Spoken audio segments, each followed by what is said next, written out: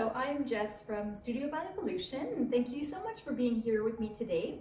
Today I'm going to be showing you some of my favorite exercises to strengthen feet, calves, your legs, your core, so that you feel more comfortable doing relevés and work on one leg.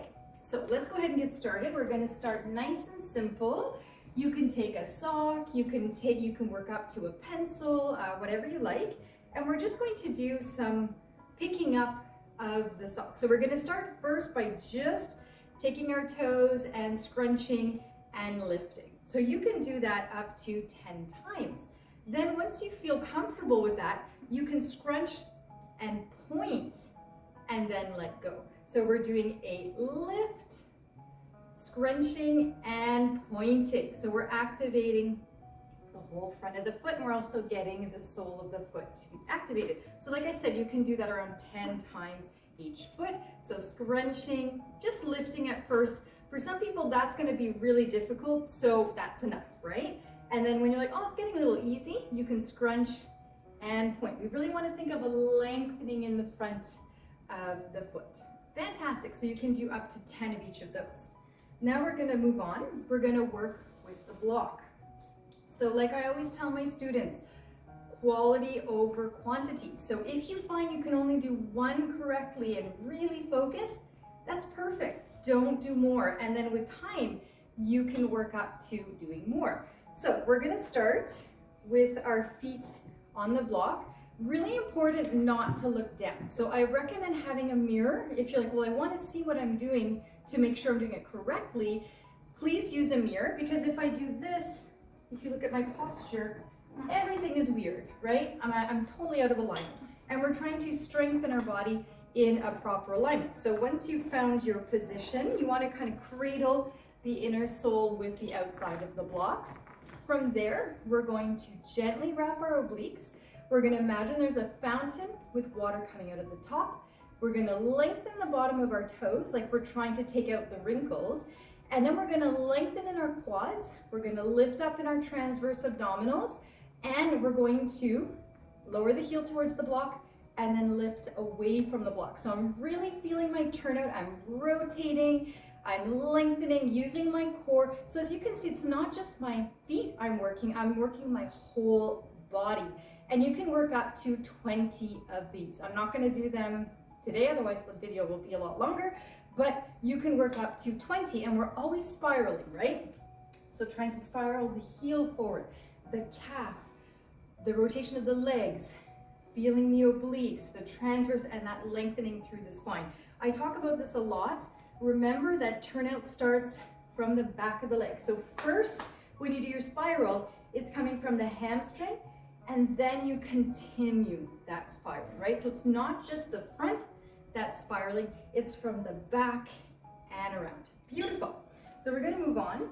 If ever you find these next ones are too hard on the block, you don't have to use a block. You can do it on the floor and work up to the block, okay? So we're going to do some relevés on one leg. You can put your foot so that the heel is just a little bit off. Once you get more comfortable, you can go a little bit further, but don't go too far or your block will lift. Okay, so we're going to do relevés. Once again, we don't want to be sinking in the leg. We want to be lifting up. We want to feel those spirals and focus on going up.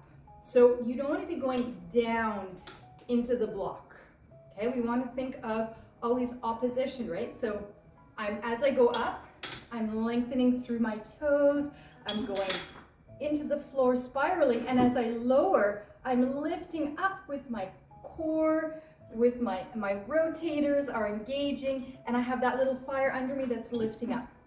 So with time, you can work up to, let's say, about 15 of these. So before I go up, I have to lengthen in my quads, engage my core muscles, rotate, and lengthen through my toes. And as I come down, I keep rotating. So you want to feel also like a wrapping, a gentle wrapping of around your hips going back, and a gentle wrapping of the obliques. So once again, opposition. You can work up to 10 to 15 of those, but I would recommend starting with just a few and making sure that your alignment is good, that you're doing correctly. Otherwise, you're just reinforcing bad habits. So let's do the other side. 1, lifting up, up, up, up, up. Imagine there's a string pulling you up. And 2, and like I said, melting under the toes so we're not scrunching our toes. We don't want too much weight in the block.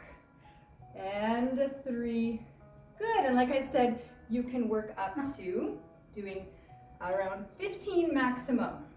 I love to do all these exercises before class. I find it's a great way to activate the legs, get them warmed up, and also to strengthen, right? So then we have the confidence to do relevés on one leg and not feel like I won't be supported. Good. We're gonna do another one. So this one you have 2 choices depending on what you want to work on. So say I want to work on developing my arch a bit more, right? Then I'm gonna approach it differently than if I want to strengthen for doing jumps on point. So I'm gonna show you both ways. Start with this foot.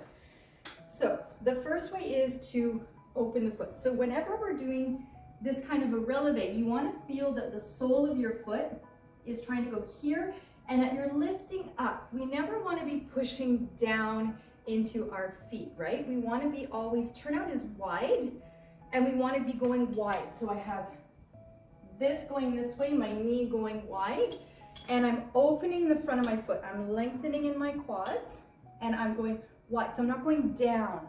See the difference?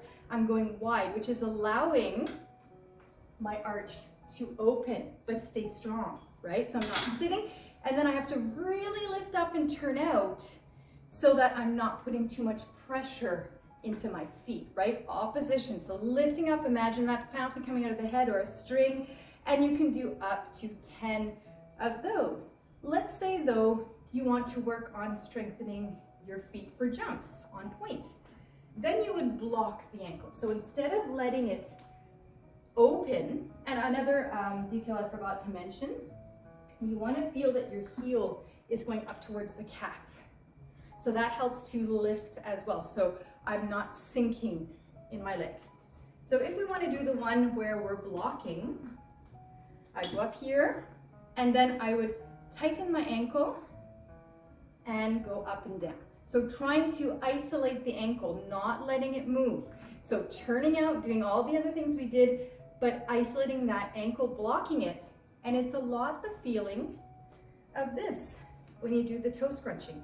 You are strengthening the muscles in the front of the ankle and the shin. So we need to engage those muscles to block the ankle. So once again, you can choose either one or do 5 of each, up to you. I'll just do a few on the other side, demonstrating both ways.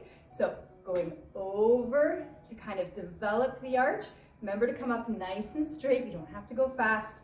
Or you can block the ankle and do it that way. Fantastic. So those are all really, really good. We have one more. This is great for the shins again, because we do want to have strong shins, but we also want to have nicely developed feet, right? So what I find tricky is finding exactly where to be, about in the middle, but sometimes you have to adjust. So once again, right, we don't want to have poor posture, or we're just reinforcing bad habits. So nice and long in the back, make sure that the pelvis is in front of your shoulders, and I'm going to go through my toes. I'm lengthening the bottom of my toes.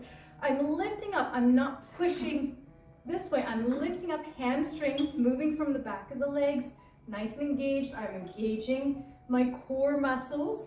I'm coming back up, and this is where it gets a little tricky. You might have to adjust. We flex the feet. So now I'm getting into my shins. What we don't want to do is rocking, right? We're trying to isolate the legs. Nice. So this is once again where a mirror is super helpful. A mirror is not there to judge, right? How I see it, it's a tool. So it's to let me know, oh, am I doing what I think I'm doing? Or oops, what I felt like I was doing is actually not what I'm doing. So you can work on it, right? It's never a judgment. We're not perfect. We never will be, but we can always improve. So as you can see, I'm doing little adjustments. For some reason, I always have to do that, and you can do 10 of those as well. So I hope you found this video helpful, and I look forward to making more videos for you soon.